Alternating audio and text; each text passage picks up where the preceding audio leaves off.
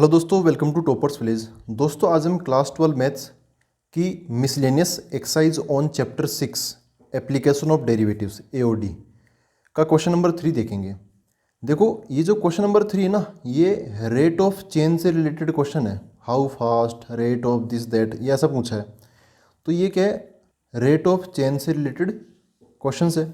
Rate of change इसके जो question है वो हम किस ट्रिक से करते हैं, DDFDC, मतलब इसके अंदर सब कुछ कवर हो जाता है। कितना ही कॉम्प्लिकेटेड क्वेश्चन क्यों ना हो, ये लगाओगे तो बन जाएगा। पहला जो D है वो होता है डायग्राम, जो दूसरा D है वो होता है डेरिवेटिव।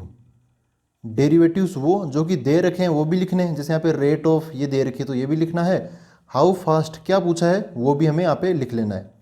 फिर F बोले तो एक सूटेबल सा फॉर्मूला काम आएगा, वो आपको पता चल जाएगा कि क्या पूछा है। देखो यहाँ पे पूछा है how fast is the area, तो एरिया का फॉर्मूला काम आ जाएगा।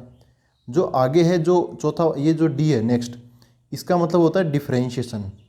हम फाइनली यहाँ पर आके डिफ्रेंशिएशन कर देते हैं। और लास्ट में C बोले तो कांस्टेंट, जो बच्चे कुछ कांस्टेंट्स है वो सबसे लास्ट में पुट करते हैं। डिफ्रेंशिएशन से पहले पुट मत कर देना, नहीं तो फिर कांस्टेंट्स का डिफ्रेंशिएशन 0 हो जाता है। ठीक है, तो देखो इस क्वेश्चन को करते हैं। Two equal sides of an isosceles triangle, isosceles triangle का डायग्राम बनाना पड़ेगा हमें। With fixed base B are decreasing at the rate of 3 centimetre per second. एक आइसोसेलेस ट्राइंगल बना लेते हैं, कुछ इस प्रकार का ही बना लेते हैं नॉर्मल सा। ठीक है, ये हो गया A, ये है B और ये C। इसका जो बेस है, बेस उसकी लंबाई कितनी है B, और ये फिक्स्ड है। फिक्स्ड है मतलब कांस्टेंट है। अब ये B क्या हो गया, कांस्टेंट हो गया पूरे क्वेश्चन में। और क्या बोला है, टू इक्वल साइड्स, ये दोनों साइड इक्वल है, ये और ये, of an isosceles triangle with fixed base B, वो लिख लिया। Decreasing at the rate of 3 centimetre per second. देखो हम डायग्राम तो बना ही रहे हैं, साथ के साथ डेरिवेटिव से भी डील करेंगे। तो यहाँ पर क्या बोला है कि जो दोनों इक्वल साइड से ये आपस में इक्वल है, दोनों डिक्रीज हो रही है, घट रही है धीरे धीरे। किस रेट से घट रही है, 3 सेंटीमीटर पर सेकेंड। तो एक टाइप से ये है ना, इन साइड्स का डेरिवेटिव है ये। और देखो क्या बोला है, 3 सेंटीमीटर पर सेकेंड, तो ये टाइम के रेस्पेक्ट में है, हो रहा है इसका डिफरेंशिएशन। ठीक है, डेरिवेटिव मतलब वो dy/dx टाइप का पैटर्न। तो अगर मैं एक साइड की लेंथ को बोलूँ x, तो ये x है तो ये भी x हो जाएगा। ये जो साइड है ना, ये जो इक्वल साइड से x, वो घट रही है, तो इसके घटने की रेट क्या हो जाएगी, dx/dt हो जाएगी। देखो टाइम के रेस्पेक्ट में घट रही है ना, 3 सेंटीमीटर पर सेकेंड। तो x मतलब ये, और dt मतलब इसके रेस्पेक्ट में ना, टाइम के रेस्पेक्ट में इसका डेरिवेटिव क्या होगा, डिक्रीज है तो माइनस में आएगा, और वैल्यू दे रखी है कितनी, 3। तो dx/dt ये कम हो रही है, वो भी किस रफ्तार से, -3 की रफ्तार से। तो dx/dt इक्वल टू -3। डेरिवेटिव से डील हमने थोड़ा बहुत किया है, जो गिवन है वो तो हमने लिख लिया। जो पूछा है ना डेरिवेटिव, वो भी हमें लिख लेना चाहिए। क्या बोला है, how fast is the area decreasing. हमें यहाँ पर dA/dt, समझ गए ना, एरिया डिक्रीज होगा तो ऑब्वियसली किसके रेस्पेक्ट में होगा, कोई साइड कम हो रही है तो टाइम के रेस्पेक्ट में कम हो रही है कि 1 सेकंड में इतना हो रहा है, तो एरिया भी 1 सेकंड में कितना कम होगा, तो टाइम के रेस्पेक्ट में निकालना पड़ेगा ना। तो dA/dt हमने टारगेट सेट कर लिया कि डेरिवेटिव हमें ये चाहिए।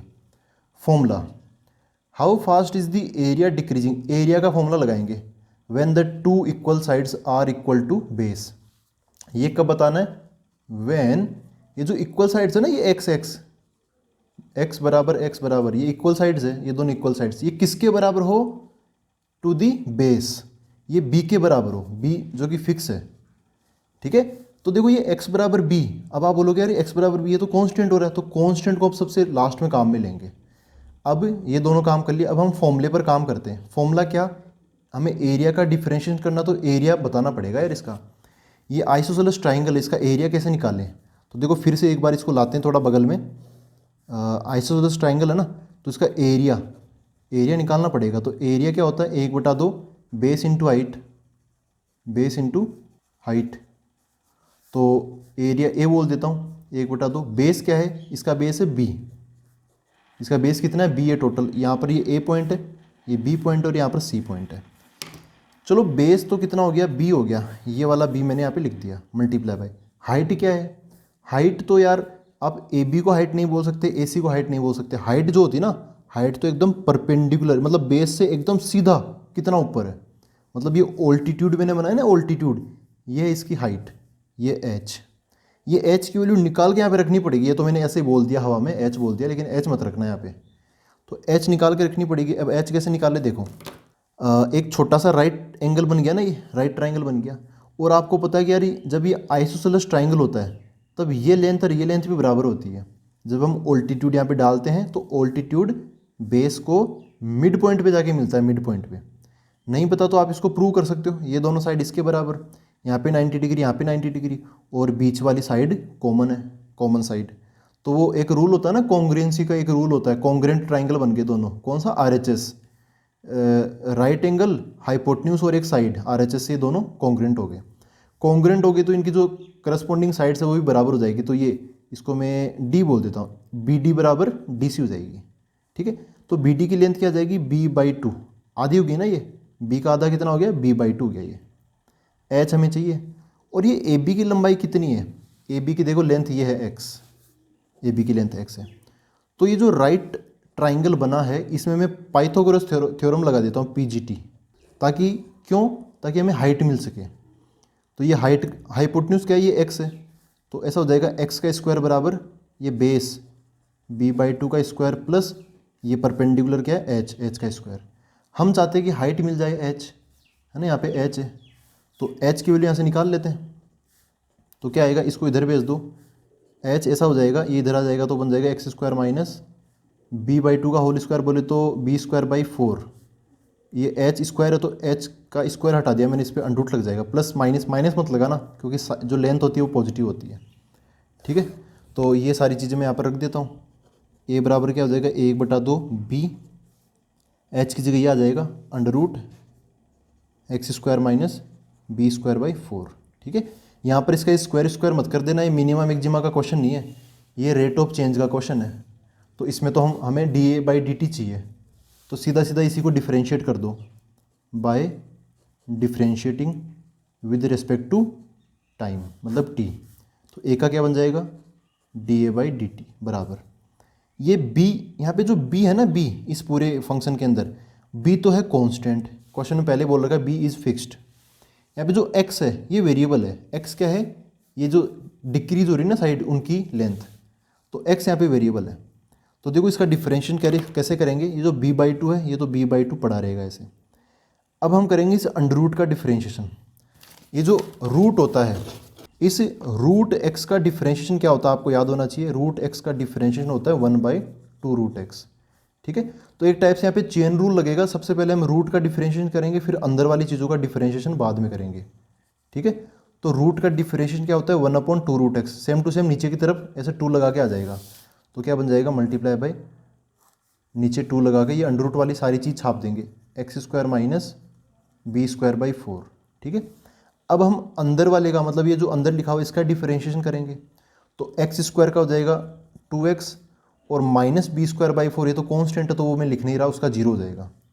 इसको सोल्व करें तो 2 से 2 कट जाएगा। लेकिन एक और चीज़ यार, जब हमने x² का डिफरेंशिएशन किया ना, हम तो टाइम के रेस्पेक्ट में कर रहे हैं, मैं भी ये भी भूल जाता।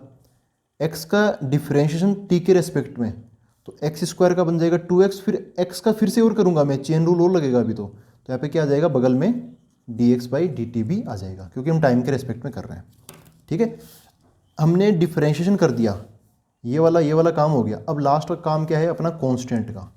यहाँ पर जो जो कांस्टेंट की ज़रूरत है वो आप डाल दो यहाँ पर देखो क्या बोला है, हमें dA/dt कब निकालना है?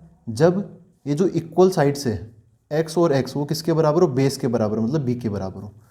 तो यहाँ पे जहाँ पे हमें x दिखाई दे रहा है, x की जगह क्या डाल दूंगा मैं? b डाल दूंगा, व्हेन x = b।